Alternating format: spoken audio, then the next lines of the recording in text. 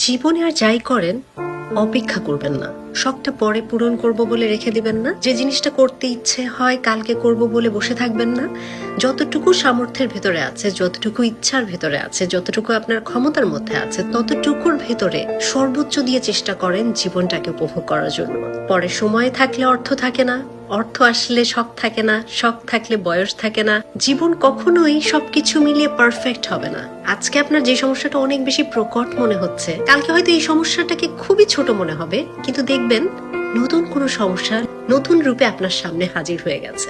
বিপদে মাথা ঠান্ডা রাখেন, ধৈর্য ধরেন, কিন্তু কাজ করে যান। অপেক্ষা করে বসে থাকবেন না যে এই সময়ের পরিবর্তন হবে। অপেক্ষা করে বসে থাকবেন না কেউ একজন এসে আপনার মুখে ভাত তুলে দিবে।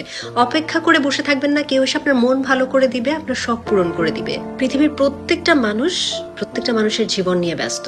তাই আপনাকে নিজের জীবন নিয়ে ব্যস্ত হতে হবে, নিজের জীবন নিয়ে কাজ করতে হবে।